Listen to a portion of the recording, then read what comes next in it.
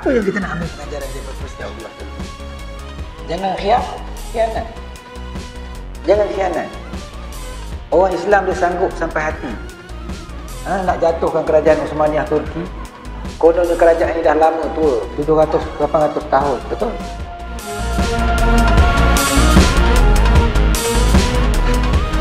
Assalamualaikum warahmatullahi wabarakatuh. Al-Fatihah. A'udzubillahi minasyaitonir rajim. Iyyaka na'budu wa iyyaka nasta'in. Ihdinas siratal mustaqim. Siratal ladzina an'amta 'alaihim ghairil maghdubi 'alaihim waladdallin.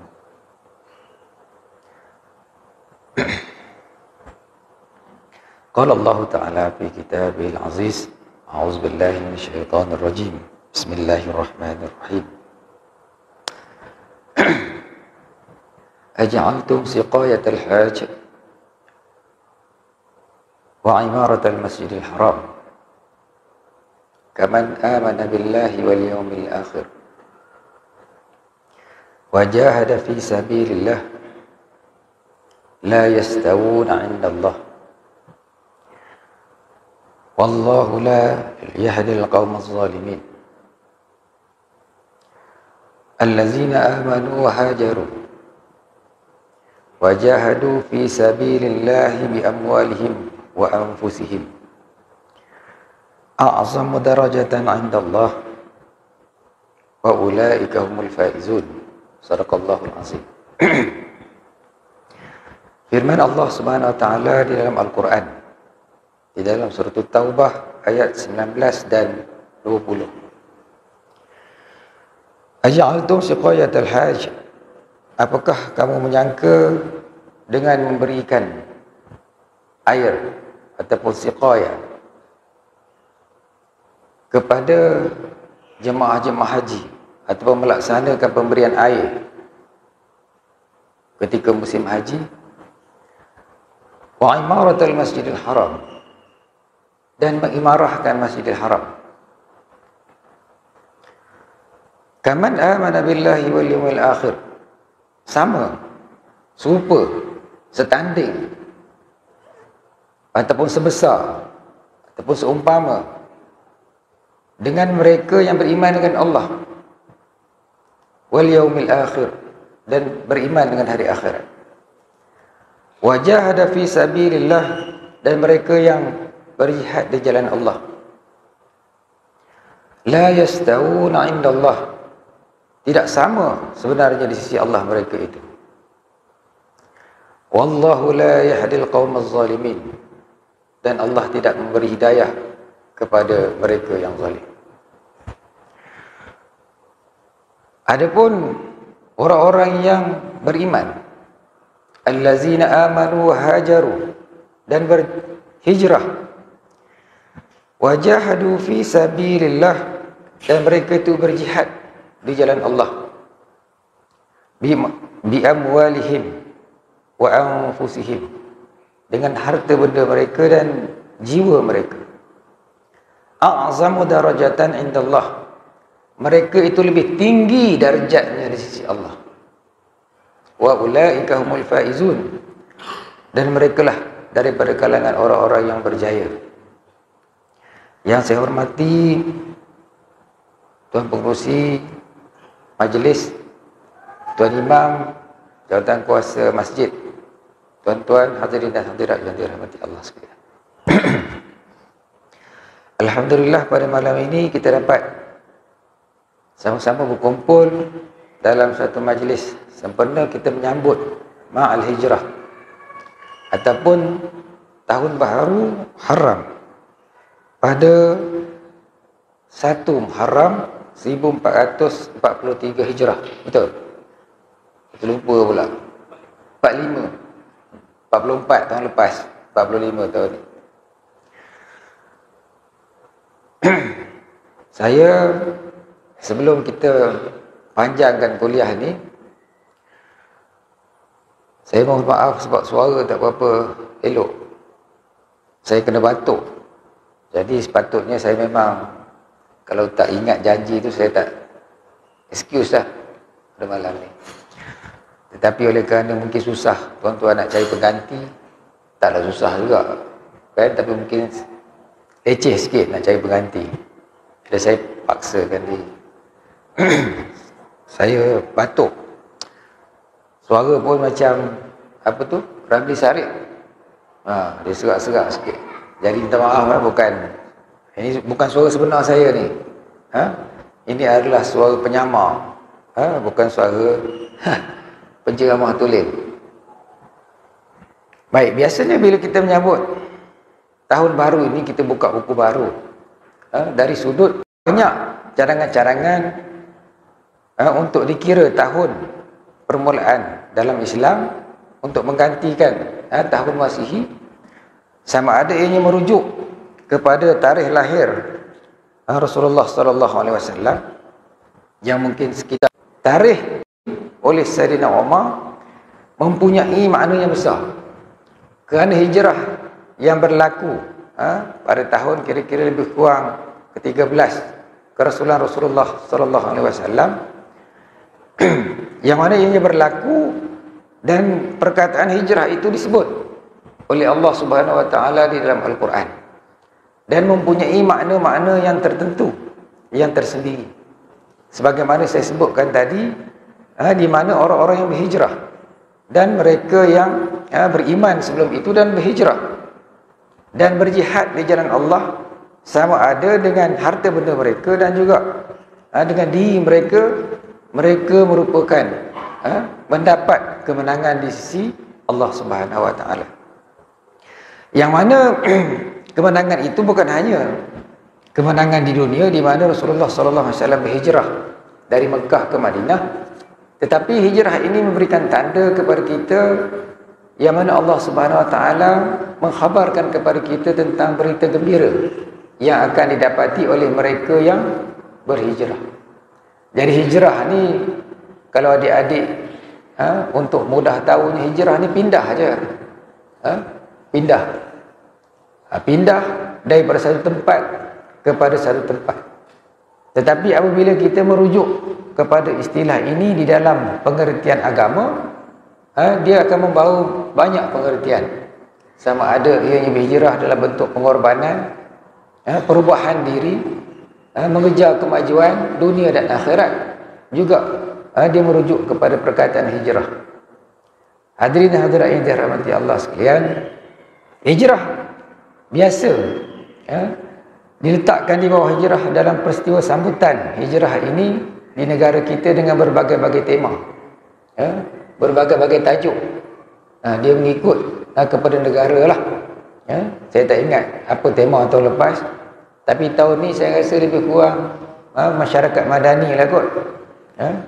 Jadi letak dekat luar tu, di poster tu dia ada tulis madani. Kalau kita pusing sikit lagi, dia jadi Medini. Medini ni kawasan ni lah kan. Medini kawasan ni. Jadi Medini ni satu kawasan yang sebelum daripada ni saya tak tahu sangat, sebab saya bukan orang Johor sejati.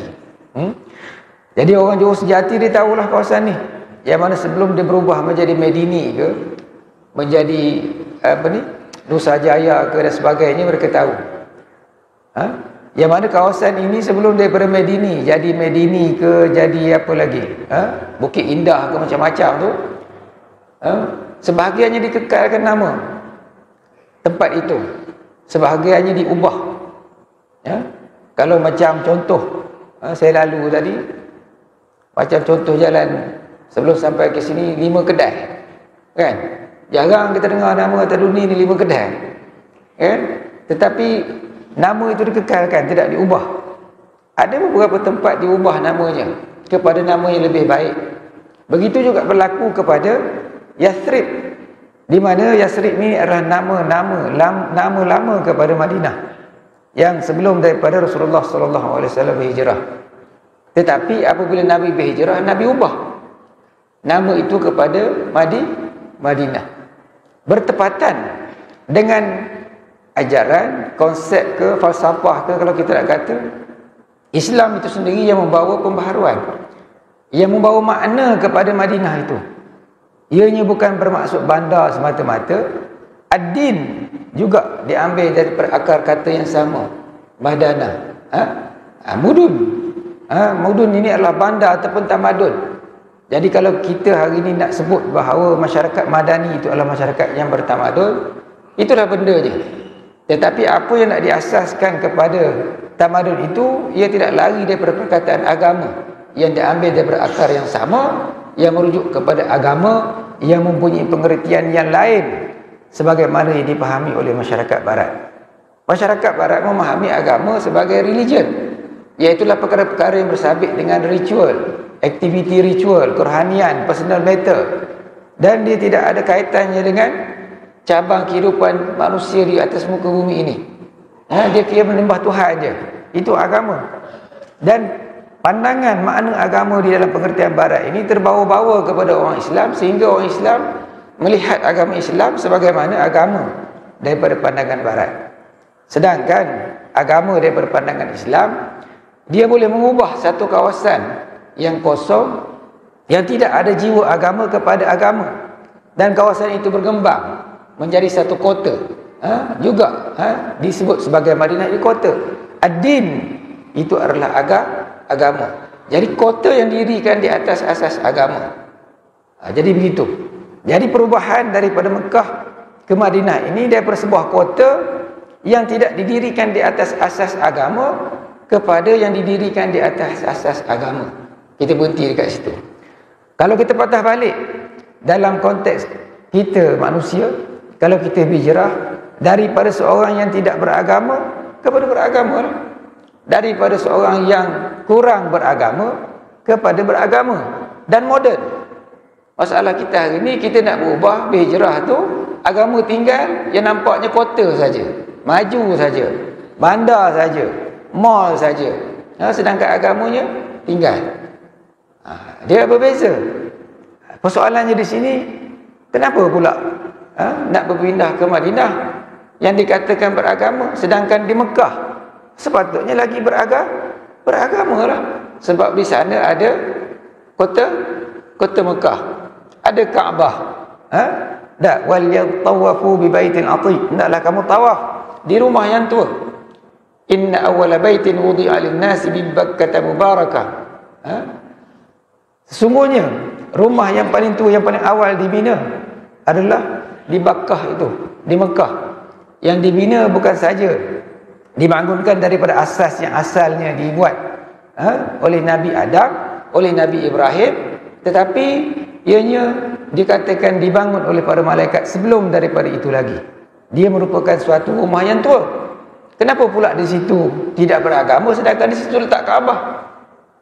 Dia memberi isyarat awal kepada kita, jiwa kita, walaupun kita menganut Islam, mengucap 2 kalimah syahadah, kadang-kadang kita boleh kosong jiwa dari kepercayaan pegangan keagamaan ataupun penghayatan keagamaan dengan beberapa sebab ataupun sebab-sebab yang tertentu, yang mana Allah Subhanahu Wa Taala sebut perkara ini. Dan dalam sudut sejarah pun kita faham kerana apa Nabi SAW berhijrah daripada Mekah ke Madinah, sedangkan Mekah tu ada Kaabah. Soalan dia, maknanya kalau setakat Islam yang dibawa oleh Nabi ini hanyalah agama dari pengertian barat tadi itu, sembahyang saja, perlukan Nabi berhijrah? Perlukan Nabi berhijrah?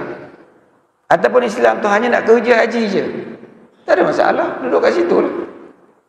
Tetapi Islam itu ditugaskan untuk membangun manusia, membangun kota yang dibangunkan di atas akidah Islam. Merupakan tugas para nabi sejak daripada dulu. Syara'a lakum minad din ma wassa bihi Nuhan wa ma auhayna ilaika wa ma wassa bihi Ibrahim wa Musa wa Isa an aqimud din wa la tatafarraqu fih. Panjang ayat tu kan. Tuan-tuan terjemah sendiri boleh. Saya terjemah hak bawah.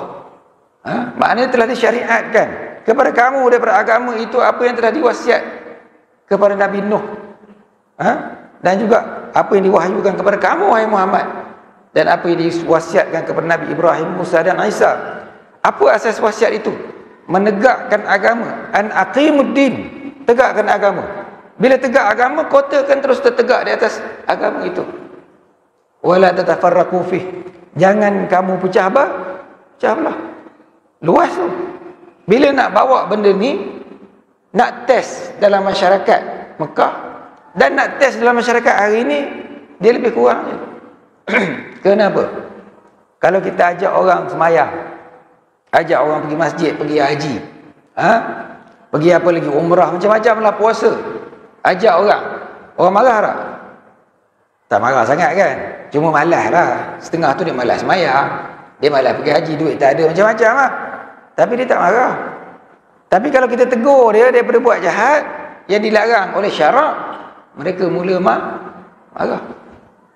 Ataupun kita campur tangan dengan perbuatan-perbuatan mereka yang bertentangan dengan syarak, mereka marah tak? Mereka marah. Perangai marah tu bukan hari ni.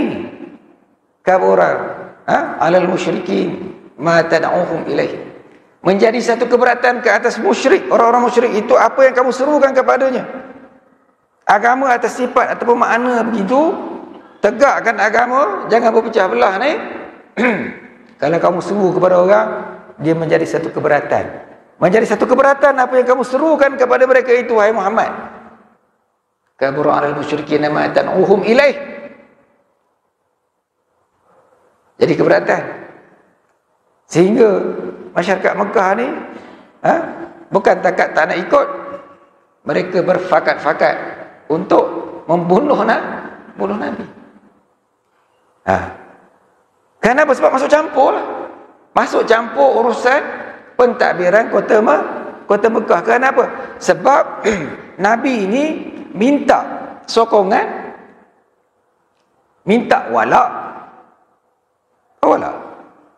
dalam makna bai'ah, dalam makna yang kita pegang hari ini sebagai asyhadu an la ilaha illallah wa asyhadu anna muhammadar rasulullah. Itu adalah bai'ah kita. Kita kena faham. Nak faham benda ni, kita kena balik back to the future. Ikut Michael J. Fox naik kereta dia tu. Betul tak? Tengok zaman Nabi apa cerita. Sebab Nabi minta bai'ah ni.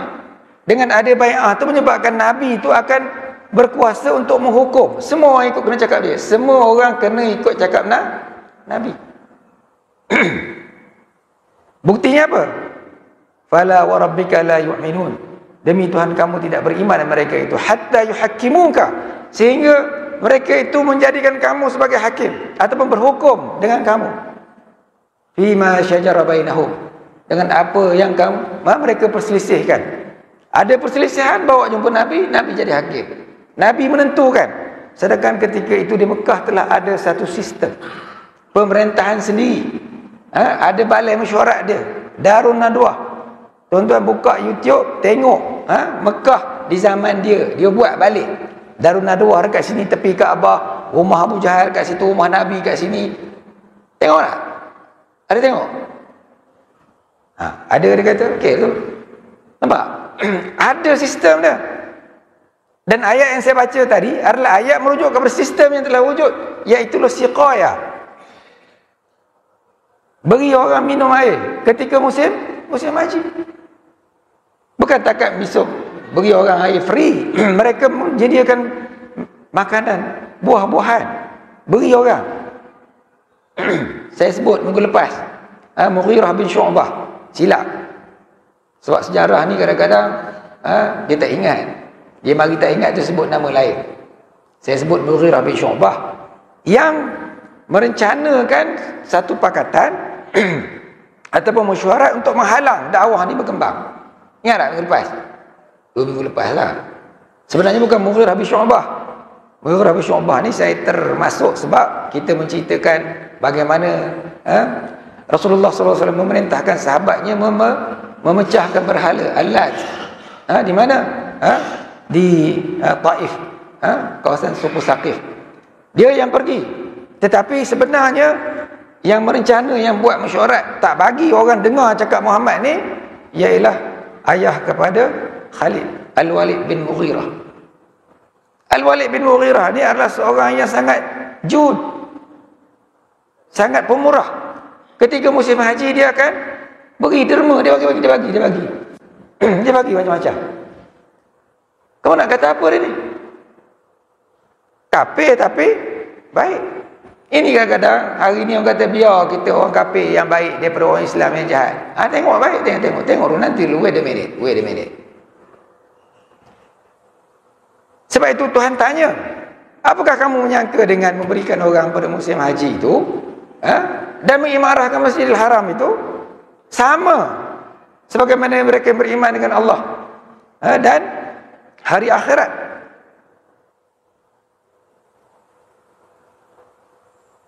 Dan berjihad di jalan Allah. Allah kata apa? La yastawuna indallah. Tidak sama. Kenapa? Sebab ianya menuntut satu perubahan yang mana dengan kamu beriman, kamu kena menyerahkan kuasa itu kepada Muhammad sallallahu alaihi wasallam. Sebab itulah mari planning, rancangan plan B oleh puak-puak Quraisy ini, mereka menawarkan kuasa kepada Nabi melalui Abu Talib. Tawar, beritahu anak saudara kamu tu, kalau dia nak kuasa, dia nak jadi raja, kamu boleh bagi jadi raja. Nak perempuan, bagi. Nak harta, kami kumpulkan. Apa lagi? Nak pangkat, kami bagi semua, dengan syarat tinggalkan agama. Nabi terima tak? Nabi tak terima. Sebab syarat dia tinggalkan agama. Tapi bagi ahli politik yang licik, dia terima dulu. Oh, masalahnya terima dulu. Lepas itu kita pusing kemudian. Nabi buat tak? Nabi tak buat. Bila Nabi tak buat, jangan buat hak yang Nabi tak buat. Tapi kita buat juga. Bukan di sinilah, Zimbabwe. Kita buat juga. Bila kita kata tak ikut Nabi kan marah. Bila kita lebih-lebih kan kata kita ngapirkan dia. Bukan masalah kafir, bukan masalah mengatakan orang fasik. Ini masalah sirah yang sepatutnya kita istinbat sebagai hukum jalan untuk kita lalui. Dan ini mengajar dalam peristiwa hijrah kerana itulah Rasulullah sallallahu alaihi wasallam terpaksa berhijrah kerana Nabi tidak setuju kepada mengambil kuasa tanpa apa dia? Tanpa satu pemberian yang ikhlas yang menyebabkan Islam itu naik. Tak, Nabi tak sebut. Nabi keluar. Nabi berhijrah ke Madinah. Kerana apa? Kerana persetujuan. Kuasa yang bakal diberikan oleh Nabi ni yang lebih jelas berbanding daripada Mekah, datang daripada Madinah. Yang saya sebutkan tadi. Al-Walid bin Mughirah ni, dia buat meeting. Ingat tak? Kau tak ingat? 2 minggu lepas. Tak ingat? Cek baliklah, aku dalam YouTube ada kan, dalam Facebook ada lagi. Dia kata panggil semua mesyuarat Taruna 2. Kalau orang datang jumpa Muhammad, kita kata Muhammad ni apa? Dia orang semua bagi pandangan. Ahli-ahli mesyuarat ni, MPR, Majlis Perkiraan Rakyat, Indonesia lah. Apa pandangan? Nabi ni, Muhammad ni seorang penipu, seorang tukang sihir, seorang macam-macam lah. Syair. Dia kata, kita tahu belaka bahawa Muhammad ni bukan tukang sihir, bukan penyair, bukan apa. Tetapi untuk propaganda, kita katakan Muhammad ini seorang tukang sihir. Kenapa? Sebab tukang sihir lebih logik. Siapa kepala dia? Dia jadi pengurusi majlis ketika itu, pengurusi mesyuarat. Al-Walid bin Mughirah, ayah kepada Khalid Al-Walid. Bukan Mughirah bin Syu'bah. Saya betulkan balik. Teringat tu. Jadi cek balik dalam Facebook tu, kok ada yang membetulkan, alhamdulillah lah. Kalau tak ada yang membetulkan, mungkin ada yang tak perasan. Jadi dengan sebab itu, hujahnya kalau orang datang jumpa Muhammad, bila dia dengar Muhammad baca Quran, semua ikut Muhammad, termakan dengan sihir Muhammad. Jadi betul lah Muhammad ni seorang tukang sihir. Sedangkan hakikatnya tidak begitu. Panjanglah kalau saya nak ulas masalah sihir ni. Yang pentingnya, bila Nabi di dalam musim haji, Nabi pergi ke kabilah-kabilah ni. Kabilah, di antaranya banyaklah kabilah. Daripada Bani Amir, Bani Syaiban. Yang mana Bani Amir ni, dia tanya pula, limanil mulku ya Muhammad, kepada siapa kuasa ni nak kuserahkan, nak diserah? Kalau kita menang nanti, nak bagi kuasa kat siapa? Aku ke kamu? Nabi kata apa? Nabi kata, katakan bahawa kuasa itu milik Allah. Yu'tihi man yasha, dia akan beri kepada siapa yang dikehendaki. Maknanya Nabi ni bukan nak sangat kuasa. Allah akan pilih. Tetapi kuasa ni penting untuk menegakkan sebuah masyarakat yang diasasnya agama. Bani Syaiban kata, sayuharibukal Arab wal ajam. Kamu akan diperangi oleh orang Arab dan juga bukan Arab. Kerana perkataan la ilaha illallah Muhammad Rasulullah. Maknanya la ilaha illallah Muhammad Rasulullah ini bukan hanya sekadar semayang. Semayang tu basic. Semayang.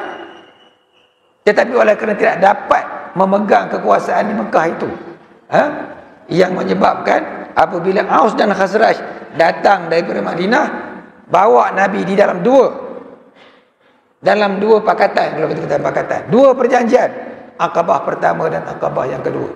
Yang kita pergi haji tu, kita balik dekat Mina tu kan, Jamrah, Aqabah. Baru kita nampak haji ni panggil kita study sejarah tu. Antaranya lah, di samping berbuat haji dapat pahala, tetapi sejarah jangan lupa.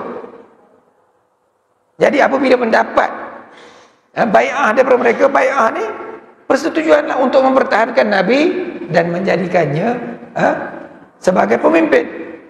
Jadi hijrah ini ialah Rasulullah SAW berhijrah daripada Makkah ke Madinah untuk menegakkan sebuah negara yang diasaskan padanya agama.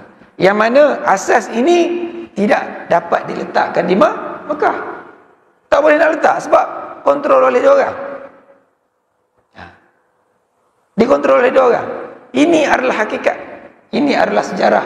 Inilah menyebabkan ayat-ayat yang mengiringi peristiwa itu. Peristiwa hijrah. Iaitulah berhijrah, berkorban dengan harta benda dan juga jiwa raga. Jadi Rasulullah SAW berhijrah. Jadi kalau ikut tajuk kita ni, hijrah ini adalah satu ataupun ke arah untuk membina masyarakat madani yang sejati. Masyarakat madani yang sejati, yang mana masyarakat ini tidak dapat ditegakkan di Mekah. Bila dapat ditegakkan di Mekah? Selepas tahun 8 Hijrah, barulah Nabi masuk ke kota Mekah balik. Baru ubah kerasnya kepala puak-puak orang di kota Mekah ini. Sebab itulah Allah kata menjadi satu keberatan apa yang kamu serukan mereka kepadanya, kepada Islam yang kamu bawa ni lah. Baik. Kerana apa mereka berjaya? Kerana Allahu yajtabi ilaihi man yasha. Allah akan pilih siapa dia yang dikehendaki dia. Tugas kamu sampai dakwah, seru orang, ajak orang. Wa yahdi ilaihi man yunib, dan akan memberikan hidayah kepada mereka yang ingin kembali. Baik, kita patah balik kepada peristiwa hijrah. Peristiwa hijrah ni, tuan-tuan hadirin hadirat yang dirahmati Allah sekalian, ramai orang tahu. Tiap-tiap tahun kita akan dihidangkan dengan cerita hijrah Nabi. Daripada rumah dia pergi ke Gua Sur, pusing balik. Gua Sur ni selatan, duduk dekat selatan. Pusing balik naik atas. Daripada perjalanan peristiwa hijrah ni banyak perkara yang kita boleh ambil ibrah ataupun istinbat di sana hukum dan juga pengajaran. Secara umumnya kita melihat bahawa peristiwa hijrah ini bukanlah sekadar lari begitu saja, tak. Lari yang dikatakan lari oleh orang-orang barat ini sebab dia nak menunjukkan bahawa Nabi ini seolah-olah lari tinggal begitu saja, tidak ada perancangan. Tidak. Nabi mempunyai perancangan untuk berhijrah. Dan di samping dalam keadaan nyawanya yang terancam itu pun Nabi tetap menunaikan amanah dia. Sebab itulah orang tak boleh tarik gelaran Al-Amin ni. Sampailah mereka halau Nabi pun mereka tak boleh tarik gelaran Al-Amin. Macam kita silat-silat hari bulan masuk lokap, ada yang kena tarik gelaran dia. Betul tak? Ada yang kena tarik, tapi Nabi tidak ditarik oleh masyarakat dia. Gelaran Al-Amin tu sampailah bila-bila. Kenapa? Kerana sebelum Nabi SAW meninggalkan rumah dia, dia suruh Ali bin Abi Talib tidur di tempat dia. Tidur tu mungkin satu helah untuk mengaburi perjalanan dia satu. Dan yang keduanya ialah untuk menunaikan amanah. Sebab Nabi ni amanah. Kan? Al-Amin. Sifat Nabi amanah, sidik fatanah. Kan? Tabligh. Amanah sifat Nabi. Iaitulah Nabi ini dijadikan tempat untuk menyimpan barang-barang duit orang-orang Mekah ketika itu. Maknanya kalau kita nak tengok sistem bank yang merujuk kepada sistem bank Islam, Nabi pun nak buat. Nabi pegang. Dan barang-barang ni kena pulang balik kepada tuan dia. Nabi jaga amanah sampai tara tu, tuan-tuan. Walaupun nyawa dia terancam. Dia kena pulang balik. Kan? Kita hari ni sedar-sedar langgar amanah. Janji Nabi kepada mereka, Nabi pulang balik, Nabi akan pulang balik. Kita hari ni duk janji berkali-kali, tak pernah tunai pun. Lepas tu buat bodoh, relax, tak ada apa-apa. Nabi sampai nyawa dia, dia pastikan barang tu kena hantar balik. Dan seterusnya apabila Nabi berhijrah, Nabi melalui perancangan yang sangat teliti. Di mana dia tidak terus menuju ke utara. Dia pergi ke selatan dulu. Gua Sur tu terletak di selatan. Pula payah nak naik ke atas, tuan-tuan naik. Betul tak? Payah nak naik atas tu. Siap dengan bekalan Asma' bin Abu Bakar bawa. Bawa kambing-kambing dia, menghapuskan kesan jejak dia. Plan, all plan. Well plan. Di samping pertolongan Allah Subhanahu Wa Taala. Maknanya kalau kita nak menegakkan sesuatu yang baru, kejayaan kita mesti ada plan, mesti ada perancangan. Tak boleh meredah gitu je. Apa masalahnya redahlah sebab Allah akan tolong Nabi. Tolonglah. Tetapi perancangan mesti ada. Tak, perancangan inilah yang menyebabkan kita tengok bagaimana terjadinya Nabi berhijrah. Dan Nabi menggunakan jurutunjuk daripada kalangan yang belum Islam ketika itu. Tak masuk Islam lagi. Abdullah bin Uraiqid. Abdullah bin Uraiqid. Bukan. Abdullah bin Uraiqid. Ya. Yang bawa Nabi sallallahu alaihi wasallam berhijrah, yang menunjukkan jalan. Dia bukan Islam. Maknanya tak jadi masalah kita dengan bukan Islam ni, asalkan tunduk dan patuh kepada perjanjian. Dan kita boleh tengok orang yang bukan Islam, yang betul-betul ikhlas, yang betul-betul patuh kepada perjanjian, dia tidak khianat. Kadang-kadang orang Islam khianat sesama Islam. Pesanan kita kepada mereka yang khianat kepada orang Islam. Kalau saya cerita sikit luar daripada tajuk. Saya sambung kuliah 2 minggu lepas. Di mana salah seorang yang masuk Islam di antara orang Inggeris yang masuk Islam bernama Saint John Harry Philby. Sir John Harry Philby ini ditukar nama sebagai Sir Harry Abdullah Philby. Bukan Sir John, Sir Harry Philby. Dia menukar namanya kepada Abdullah. Tetapi ingat, sebelum dia masuk Islam, dialah di antara orang yang bersubahat bersama-sama dengan orang-orang Yahudi untuk menjatuhkan kerajaan Utsmaniyah Turki pada sekitar awal tahun 1900. Menaikkan Abdul Aziz bin Saud. Ada kaji tak? Kita ni luar sikit. Tapi nak cerita khianat ni, khianat. Tadi kita nak tengok bahawa orang bukan Islam dia yang pegang janji dia tak khianat. Tetapi ingat, orang yang khianat ada di kalangan orang Islam yang khianat. Tetapi orang Islam yang khianat bersama-sama dengan musuh Islam, satu hari Allah dedah melalui orang yang bersama-sama khianat dengan dia itu. Apabila dia masuk Islam, dia akan dedah balik pengkhianatan orang-orang Islam terhadap orang Islam yang lain. Dalam Quran, tuan-tuan, benda ni kita boleh lari. Sebelum kita pergi pada cerita ni, cara orang yang Islam ataupun orang yang ada kitab, ada knowledge, tetapi dia sanggup sampai hati khianat kepada orang yang dia tahu orang tu betul, orang tu orang Islam. Alam tara ilal ladzina utu nasiban minal kitab. Tidakkah kamu tengok kepada orang-orang yang diutus, yang diberikan kepada mereka sebahagian daripada kitab? Yu'minuna bil jibti wat taghut. Mereka itu beriman dengan jibt, penyembah berhala dan taghut. Wa yaqulu lil ladzina kafaru haula'i ahda minal ladzina amanu sabila. Dan dia berkata kepada orang-orang kafir yang mereka percaya, mereka buat perjanjian itu, kamu ni, mereka itu lebih baik daripada orang-orang yang beriman. Mana punca ayat ni tuan-tuan? Sekejap Abdullah Filbi tahu tepi. Apabila Rasulullah sallallahu alaihi wasallam diterima di Madinah, bila Islam berkembang di Madinah, Nabi menyatukan di antara orang-orang Islam, Muhajirin dengan Ansar. Dan orang Islam, Ansar yang masuk Islam yang pernah berkelahi dulu. Aus dengan Khazraj ni dia berkelahi ratus tahun perang. Nabi satukan.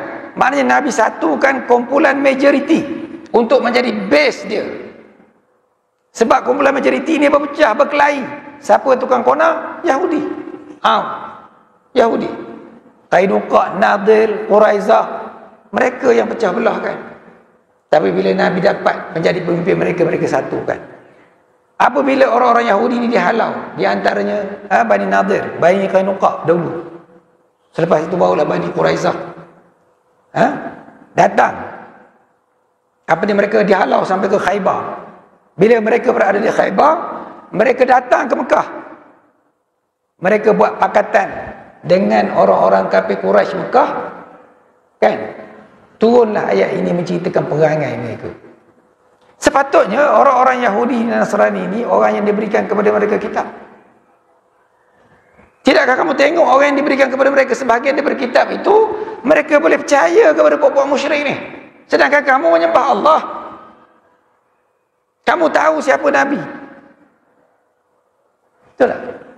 Tapi kenapa kamu percaya kepada puak-puak musyrik ni? Dan yang jadi malangnya, kamu kata mereka ini lebih baik jalannya daripada orang yang beriman. Kamu buat pakatan dengan orang musyrik dalam konteks agama, ahli kitab ni, sebab kita diturunkan kepada kita kitab kan. Orang Islam, orang ahli kitab sama-sama tahu dalam satu kumpulan yang lebih tinggi daripada orang musyrik sepatutnya. Sepatutnya, betul tak? Sebab tahu. Kenapa pula kamu boleh percaya pada dia orang dan kamu kata yang kami ni tak betul? Sebab apa mereka kata begitu? Sebab mereka nak memusnahkan negara Madani ni tadi, nak menghancurkan. Apabila mereka telah tewas, mereka ajak ni, puak-puak Bani Nadir ni ajak orang-orang kafir Quraisy serang Madinah, yang kemudiannya berlaku dalam peperangan Ahzab. Pegang kemah-kemah ayat ni tuan-tuan, pegang kemah-kemah. Ini yang berlaku. Allah tunjuk, Allah tunjuk belang. Maknanya orang-orang yang sepatutnya mereka ni beriman dengan Nabi, tetapi dia boleh kona, pergi cari orang lain, pergi kata orang Islam ni tak betul jalan dia, dia orang ni buruk lah, macam ajab. Jadi kita hayun dia. Baik, Abdullah Filbi. Abdullah Filbi ni dia masuk Islam. Bila dia masuk Islam, dia tulis satu buku, yang Mula Arab, tak silap nama buku dia. Tuan-tuan cari kerana saya lupa. Yang mendedahkan konspirasi dia bersama-sama dengan Yahudi untuk bawa balik orang-orang Yahudi masuk ke Palestin 1948. Sebelum itu mendirikan kerajaan Abdul Saud, memberi bantuan kepada Syarif Hussein di Jordan, turunan di Jordan yang ada pada hari ini, untuk mengalahkan kerajaan Uthmaniyah Turki. Berjanji kepada mereka ni untuk dijadikan khalifah, tetapi mereka tipu. Abdullah Filbi nak bagi, tetapi British pada masa yang sama mereka buat perjanjian rahsia dengan Perancis 1916, dan kemudiannya membuat perjanjian rahsia pula dengan orang Yahudi dalam perjanjian Balfour 1917 untuk memberikan Baitul Maqdis kepada mereka. Semua ini tuan-tuan sejarah, tak boleh nak sorok hari ini. Sejarah ni bukan dicerita di YouTube tu, yang cerita dia orang Islam, yang dicerita tu oleh profesor-profesor di mana? Di Oxford University, di Universiti Barat. Sebab mereka tu bercerita mengikut skrip ataupun manuskrip yang ada, tinggalan sejarah yang ada. Mereka berdasarkan tu, mereka berdasarkan bukti. Dan ini berlaku. Diceritakan Abdullah Filbi bahawa dialah yang sebenarnya. Dan dia menunjukkan orang-orang yang bersama-sama dan menceritakan bagaimana orang-orang Arab ni membunuh orang Islam. Saya nak cerita khianat. Biar tuan-tuan jangan ingat saya cerita ni setakat nak cerita je, tanpa ada sandaran sejarah. Kalau saya cerita hari ni mungkin tuan-tuan marah kat saya ngata orang tu, ngata orang ni. Tak. Saya cerita sejarah barang yang ditulis oleh orang yang melalui peristiwa sejarah.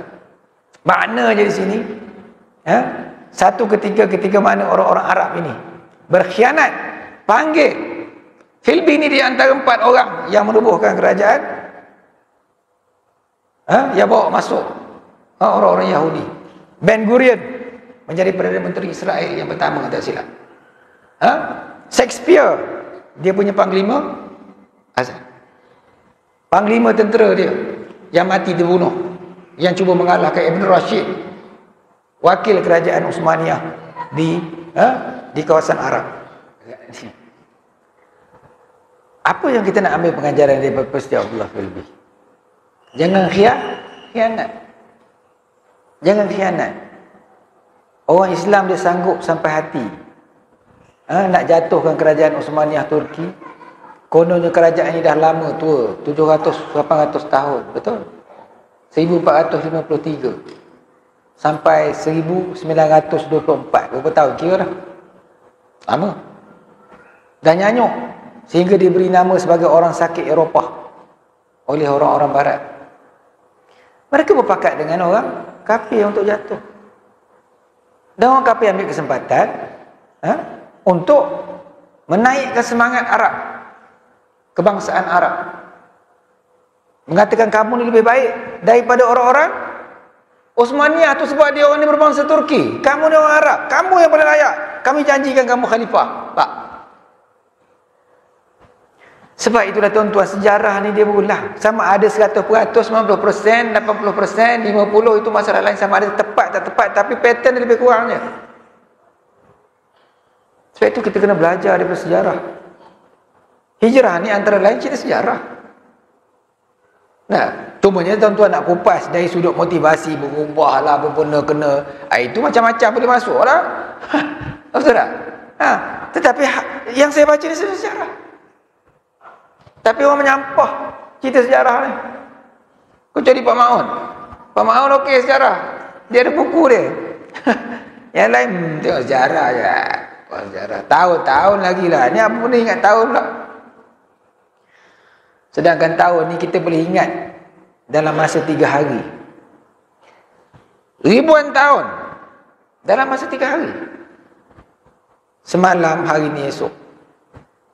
Yang kita pretty sure hanya berapa hari? Hanya 2 hari. Hari semalam, hari ni, besok sure tak? Besok yakin boleh hidup semua ni? Tak tahu lagi. Yang kita duk cerita dari segi kerangka tahun itu terhimpun dalam 3 hari je tuan-tuan. Betul tak? Tapi kita malas. Baik. Sejarah. Jadi kenapa jadi begitu? Kenapa jadi begitu? Sedih. Ini Popok Yahudi tu dah kata kamu ni lebih baik jalan dia daripada orang beriman tu. Janji kalau kita menang besok, macam mana? 4,000 daripada popok musyrik ni, 1,000 pakatan Yahudi dengan kabilah-kabilah Arab, 5,000 daripada Bani Ghatfan. Jom kita planning, makar. Allah sebut wa makaru wa makarallah wallahu khairul makirin. Mereka buat makar, mereka buat perancangan, mereka buat konspirasi, tetapi Allah lebih baik makar dia. Mereka khianat kepada orang Islam, sedangkan mereka berada di bawah satu negara yang subjek kepada Konstitusi Madinah, Sahifah Madinah. Apa sabit ni dalam Al-Quran Sahifah Madinah ni? Jangan ingat Madinah, bila ada Madinah tu tidak ada satu perlembagaan, ada undang-undang. Nabi buat undang-undang, buat perlembagaan, panggil orang, sign.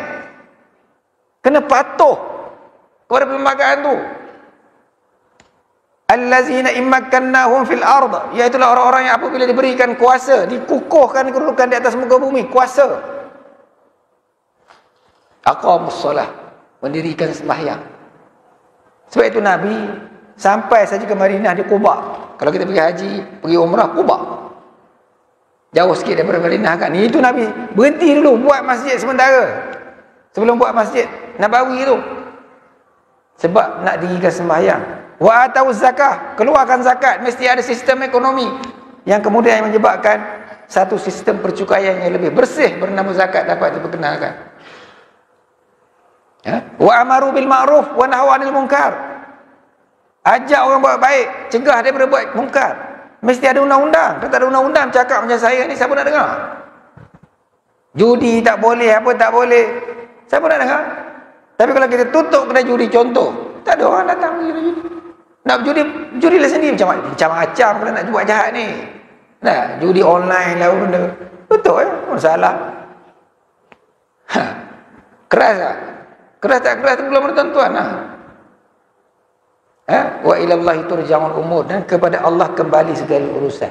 Maknanya nak kontrol semua ni mesti ada satu piagam, constitution, dasar negara itu yang menyebabkan negara itu dipanggil madani ataupun negara Islam.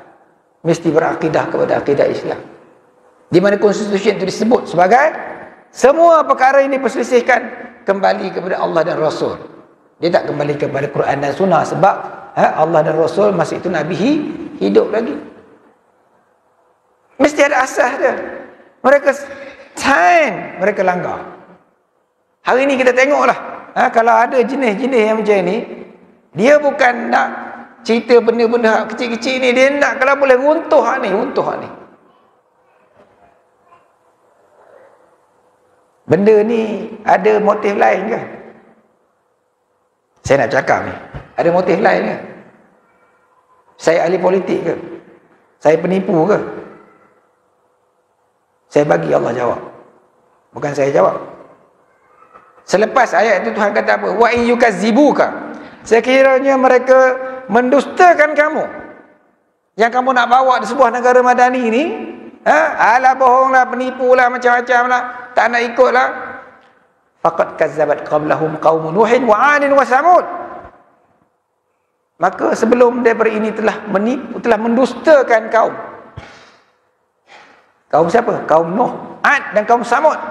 Bila Nabi mereka datang bawa hukum, bawa syariat, nak tegakkan syariat, ajak orang ikut dia, penipulah, gilalah, saja nak ambil kesempatan atas kami lah. Dalam Quran kata, yuridu an yatafaddala alaikum, kata-kata daripada puak Nabi Nuh. Mahaza, siapa dia Nuh ni? Illa basyarum mislukum, kecuali hanyalah manusia macam kamu juga. Apa sebenarnya Nuh ni? Yuridu an yatafaddala alaikum, dia ni nak dapat kelebihan atas kamu, nak gunakan kamu, menggunakan agama macam-macam lah. Sebab dia nak dapatkan kelebihan.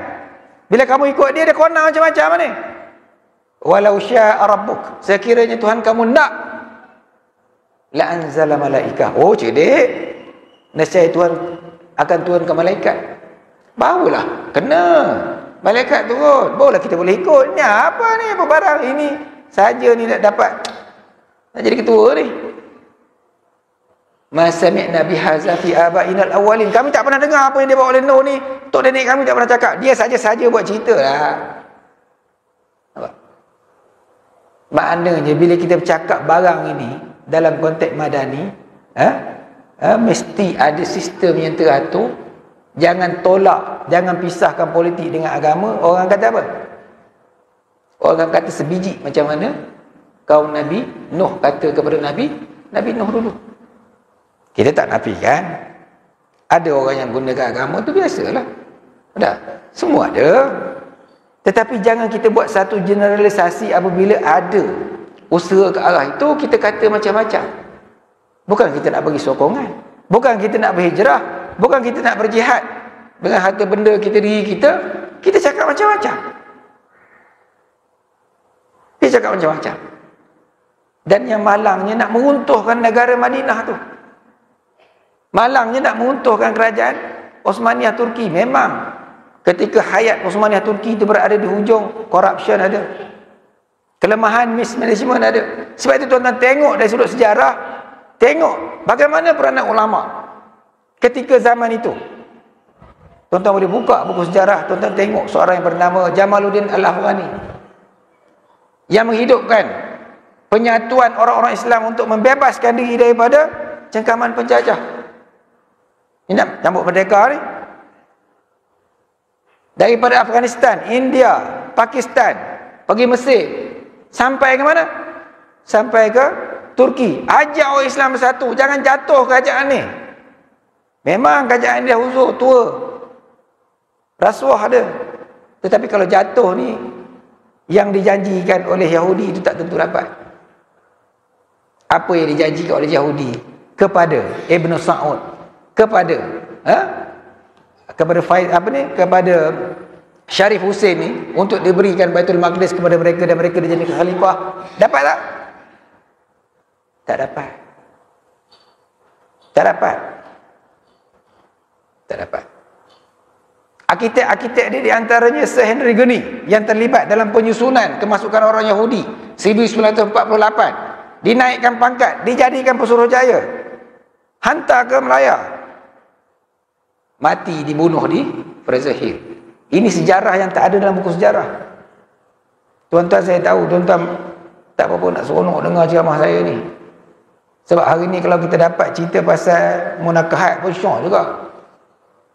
Munakahat pun muslimat pun tak syok pula dengar. Ini apa cerita dia sokong lelaki ya? Kok mana pun saya cerita habis hebat macam mana pun tak semua orang akan terima. Tetapi bukan terima saya tuan-tuan, terima apa yang saya cakap. Sebab ini adalah sejarah, dia tidak berubah. Sejarah tuan-tuan. Sanggup kita jatuhkan. Sedangkan ulama yang berhempas pulas di Al-Azhar University bawa masuk sistem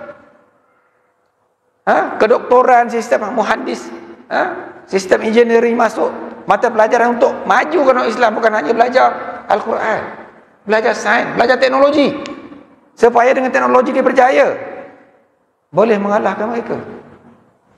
Bukan duduk diam.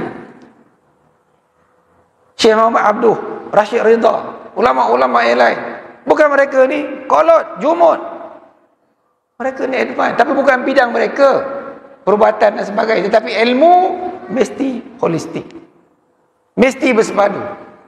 Kalau kita nak seorang engineer, Quran kalau boleh hafal, kalau boleh, ataupun kalau tak boleh sangat jangan lawan Quran. Ini cerdik, bila dah cerdik duk ingat orang lain bodoh. Dia cerdik, dia rasa orang lain bodoh, salah dia. Ulama buat kerja bukan tak buat kerja, tapi jatuh sebab sampai janji Tuhan. Al-Quran sebut likulli ummatin ajal, setiap umat tu ada diudik dia. Ketika mana datang diudik dia tidak boleh diperlambat ataupun dipercepatkan. Al-Quran terima ketentuan. Tetapi dalam sejarah ataupun proses kejatuhan itu, kita kenal pasti siapa yang aktor-aktor yang menyebabkan ia jatuh. Orang Islam tuan-tuan. Oh Islam. Itu belum kita ambil lagi sejarah Melayu, sejarah Melaka, sejarah Temasek, dan kita jaga sejarah negara kita pada masa akan datang. Untuk kita pastikan negara yang kita letak asasnya Islam ini, walaupun mungkin di sana sini ada dia punya loophole dan sebagainya, tetapi tidak ada negara, tak banyak negara di samping Malaysia ada, antaranya Pakistan, yang letak Islam sebagai agama persekutuan. Yang ini kita kena letak. Kenapa? Kerana Nabi buat ketika mana Nabi berhijrah di Madinah. Sahifah Madinah itu yang Nabi buat. Ini bukan cerita politik tuan-tuan. Politik lah ni. Kata apa? Siasah. Iqamatuddin wa siyasatud dunya bih. Tegakkan agama dan mentadbir dunia dengannya, dengan agama. Yang ini kita kena bawa balik orang Islam supaya orang Islam faham tentang makna hijrah. Apa yang Nabi buat ini, khulasah saya. Dalam satu doa berkaitan dengan hijrah.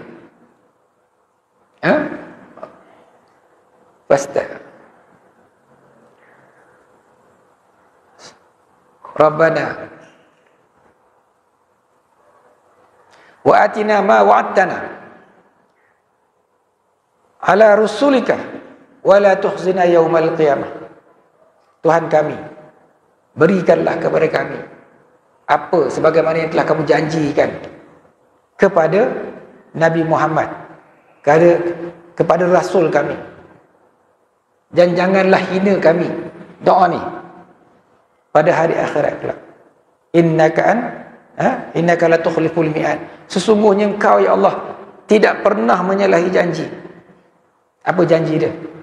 Janji sebagaimana apa yang Nabi buat ni kita buat. Kita dapat sama syafaat dia. Kalau Nabi berhijrah, kita dapat berhijrah. Walaupun hijrah secara fizikal yang ada pada hari ni, sebagaimana Nabi buat, kita tak boleh nak buat dah. Sebab Nabi kata dalam hadis dia, la hijrata min ba'di. Tidak ada lagi hijrah selepas daripada aku. Maknanya hijrah yang macam tu tadi, tidak ada lagi kecuali jihad dan niat. Ini terbit perkataan jihad dan niat. Niat nak berhijrah dan jihad. Jihad sama ada nak menubuhkan negara. Jihad sama ada nak berhijrah daripada kita ni yang dulu miskin, nak jadi kaya. Yang dulu bodoh nak jadi cerdik. Yang tak apa-apa elok akhlaknya nak jadi elok akhlaknya, kena jihad. Itu luas lah, tu luas. Saya tak nak sentuh. Biar penceramah lain sentuh. Jihad, berubah kan?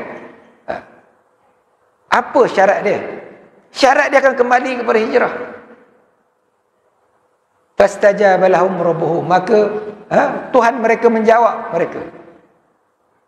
Anni la udhi'u amala amilin minkum. Sesungguhnya aku tidak mensisiakan amalan sebahagian daripada kamu dengan sebahagian yang lain. Ba'dukum min ba'd. Sama ada lelaki ataupun perempuan. La udhi'u amalakum min ba'dihim. Min zakarin aw unsa. Sama ada daripada lelaki ataupun perempuan. Apa syarat dia? Iaitulah fallazina hajaru. Orang-orang yang berhijrah. Wajahadu, dan berjihad. Wa uzu fi sabili, dan disakiti di atas jalanku. Wa qatalu, dan mereka itu berjuang, berjihad di medan perang. Wa qutilu, dan mereka itu dibunuh. La ukaffiran anhum sayiatihim. Nescaya mereka itu akan digantikan kesalahan mereka, dikifarahkan kesalahan mereka, ditebus kesalahan mereka, diganti, diampun dosanya. Hijrah, jihad. Sebab itu kita jangan anggap orang-orang yang berjihad di jalan Allah ni mempertahankan. Contoh kita ambil yang jauh, Taliban. Orang nak marah Taliban macam-macam. Kata Taliban jahat lah macam-macam. Taliban tu dia tak pergi kacau negara orang. Dia duduk negara dia, orang datang, orang tembak dia, lepas tu dia tembak orang, dia pula salah. Balik tu. Jangan jadikan negara ini negara Taliban. Bila?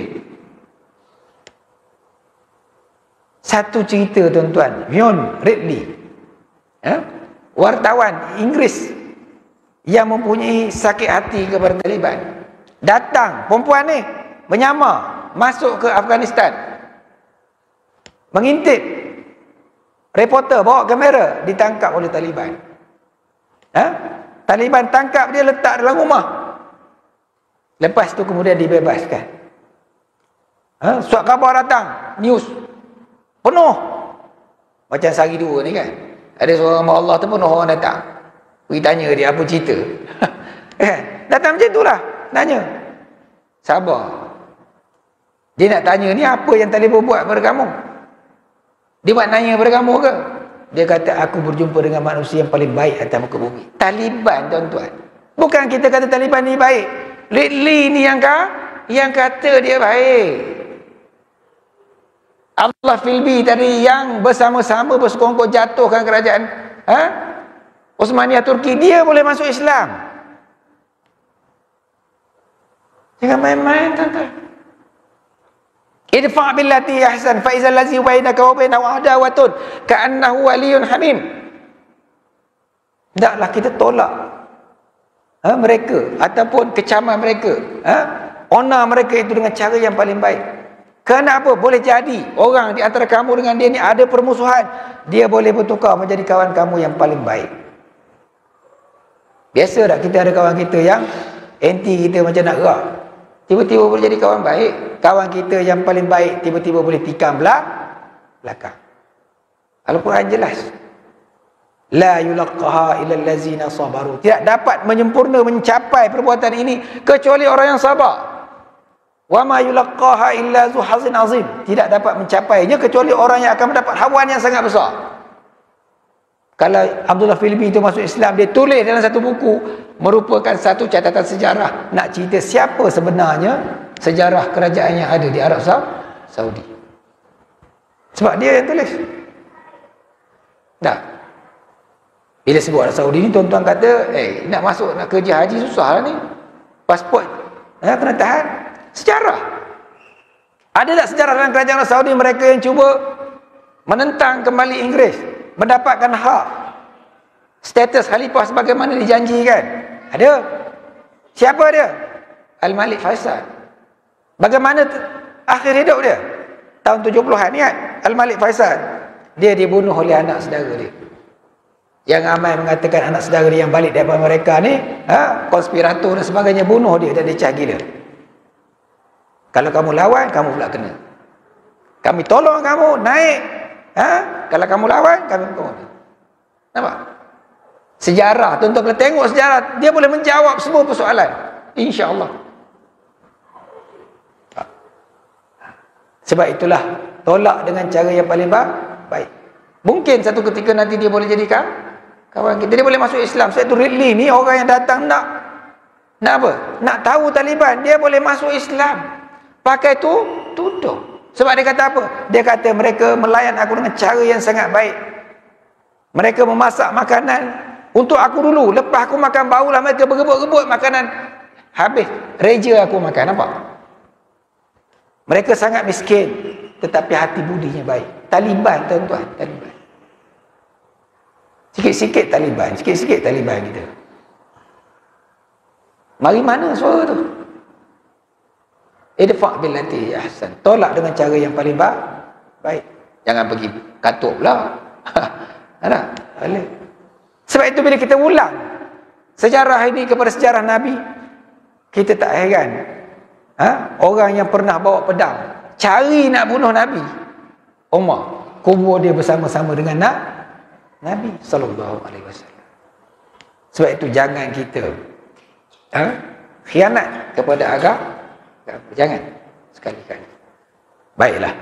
Jadi ayat yang saya baca tadi menjawab orang yang berhijrah di jalan Allah, Allah akan ganti kesalahan dia itu dengan kebaikan dan dengan pahala. Wa yudkhiluhum jannatin tajri min tahtiha al-anhar. Masuk syurga. Mengalir di bawahnya sungai-sungai. Sawaban min indillah, sebagai suatu reward, pahala, balasan di sisi Allah. Wallahu indahu husnus sawab, dan sesungguhnya di sisi Allah itu pahala yang paling baik. Baik tuan-tuan, saya rasa sekadar itu. Apa yang dapat saya sampaikan berdasarkan kepada sejarah. Minta maaf saya tak dapat menyampaikan pula ini di luar daripada sejarah. Sebab saya rasa penguasaan sejarah tu paling penting. Sebab kita nak mengambil framework tu terlebih dahulu. Bila kita faham asas itu, di dalam tu kita boleh tafsir bagaimana hijrah ni boleh mengubah daripada seorang ayah yang kedekut kepada seorang ayah yang pemurah. Kita boleh bawa contoh macam-macam. Tetapi sejarah ini benda yang sangat tekan. Dan inilah yang berulang daripada zaman ke zaman. Sama ada kita suka ke tak suka, kita akan berdepan dengan ulangan sejarah. Mereka yang tidak belajar dari sejarah, sejarah akan mengajar mereka. Aku qauli hadza wa astaghfirullah li wa lakum. Assalamualaikum warahmatullahi wabarakatuh.